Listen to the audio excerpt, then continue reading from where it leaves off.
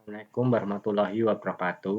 Kami dari kelompok 1 yang beranggotakan Bintang, Sherlina, dan Latifah akan mempresentasikan materi tentang morfosintak. Pertama-tama yang akan saya bahas adalah tentang morfologi. Morfologi adalah cabang ilmu linguistik yang mempelajari struktur internal kata, termasuk pembentukan kata, dan komponen-komponen yang membentuknya. Unsur yang paling nyata dari suatu bahasa adalah kata-katanya. Kata-kata terdiri dari satu morfem atau lebih. Morfem adalah unit terkecil dalam morfologi yang memiliki makna. Morfem-morfem ini dapat digabungkan untuk membentuk kata-kata yang lebih kompleks. Lalu, cara mengidentifikasi suatu leksikal suatu kata. Pertama, fokus pada kata yang berkaitan erat. Kedua, fokus pada kata dan kategori mana yang muncul bersamaan dalam frasa. Misal, noun diawali dengan the atau e or an. Adjektif bisa diawali dengan very dan to, dan verb bisa diawali dengan can atau will. Yang ketiga, mengandalkan makna verb, aksi atau keadaan, noun, orang, tempat, atau benda, adjektif, menjelaskan kata benda, adverb, informasi tambahan. Struktur internal kata dalam ilmu morfologi. Yang pertama ada verb. Verb dibagi menjadi dua macam, yaitu verb transitif dan intransitif.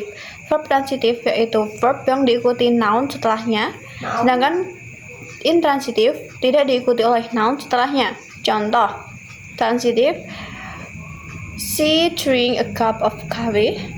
Contoh intransitif, we smile at each other. Yang kedua, ada nouns. Hampir semua kata benda memiliki bentuk tunggal dan jamak yang berbeda. Contohnya, bird menjadi birds dengan tambahan s, pensil menjadi pencils dengan tambahan s, dan bentuk yang berbeda untuk tunggal dan jamaknya. Contoh, child menjadi children, woman menjadi woman. Yang ketiga, ada adjektif. Adjektif atau kata sifat ditambahi dengan tambahan ir atau ist. Namun, untuk kata sifat atau adjektif yang memiliki lebih dari dua suku kata tidak mengizinkan aturan ini, melainkan diganti menjadi more dan most. Contoh, tall menjadi taller and tallest, big menjadi bigger and biggest, dan beautiful menjadi more beautiful and most beautiful, expensive menjadi more expensive and most expensive. Yang keempat ada pronoun. Pronoun sendiri dibagi menjadi 5, yaitu personal pronoun untuk singular yaitu I, you, she, he, it. Yang jamak yaitu ada they, we, you.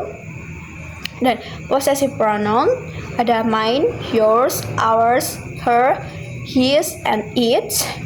Demonstrative pronoun ada this, that, this, those. And interrogative pronoun ada who, what, which. And then the last ada indefinite pronoun yaitu somebody, anyone, everyone.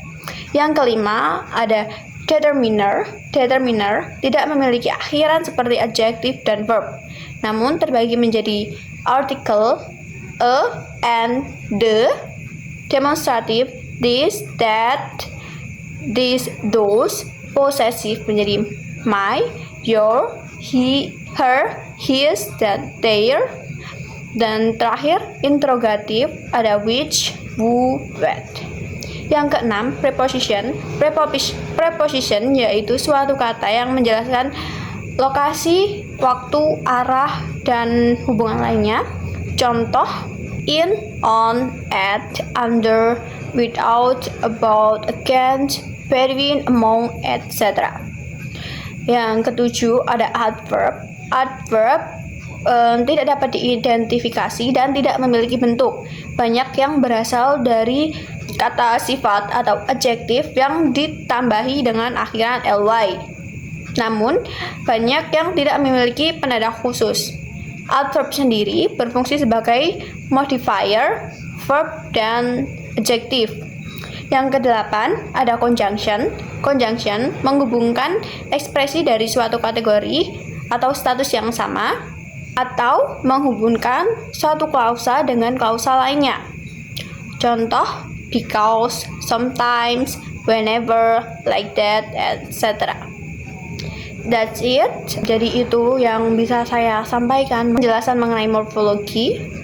Thank you.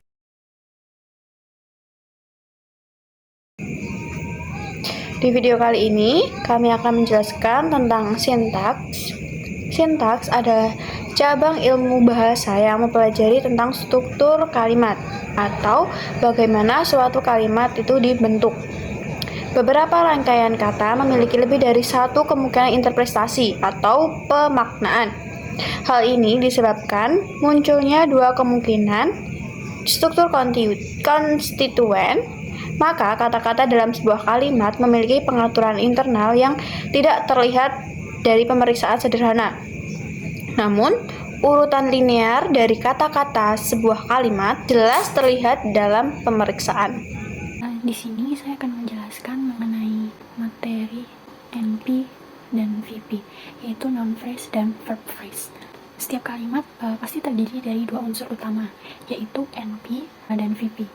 NP adalah noun phrase yang dimana berisi kata benda atau noun, dan VP itu berisi kata kerja atau verb, yang mana keduanya ini dapat diidentifikasi berdasarkan tempat dan fungsinya. Namun VP bisa juga berisi NP dan PP. PP ini adalah prepositional phrase atau kalimat preposisi. Sedangkan NP memiliki distribusi yang sama dengan kata ganti. Maksud dari distribusi yang sama dengan kata ganti adalah contoh kalimat seperti she enjoyed talking about her, him, it, them, or us. Nah, kata ganti dari NP di sini itu adalah her, him, it, them, us. Jadi itu adalah maksud dari distribusi yang sama dengan kata ganti. Seperti pada contoh berikut ini. Di sini ada kalimat yaitu the chef cooks the soup. Kalimat ini bisa dibagi menjadi beberapa bagian, yaitu yang pertama adalah sentence. Yang kedua di sini adalah NP atau noun phrase dan VP atau verb phrase. Yang pertama pada bagian NP. NP di sini mengandung determiner dan noun. Di sini determinernya adalah the dan nounnya adalah chef. Sedangkan VP itu berisi verb dan noun phrase. Verb adalah cooks, sedangkan NP ini berisi determiner dan noun. Determiner di NP ini adalah the dan nounnya adalah soup. Sedangkan materi selanjutnya adalah active voice dan passive voice. Active voice di sini adalah kalimat yang subjeknya ini adalah kalimat aktif dalam melakukan sesuatu pekerjaan. Dan ini biasanya mengandung awalan me atau ber pada verb atau kata kerjanya. Sedangkan kalimat pasif adalah kalimat yang subjeknya ini dikenai suatu pekerjaan. Jadi pada kalimat awalnya adalah mendapat tambahan di pada kata kerjanya. Dan rumus active voice adalah subject verb 1 plus object. Contohnya seperti she writes a letter. Sedangkan rumus dari passive voice adalah subject plus to be seperti is, am, are, verb 3 plus by plus o atau object. Contohnya adalah a letter is written by her. Mungkin sekian penjelasan dari kelompok kami. Apabila ada kata-kata atau penjelasan yang kurang, mohon dimaafkan. Terima kasih. Wassalamualaikum warahmatullahi wabarakatuh.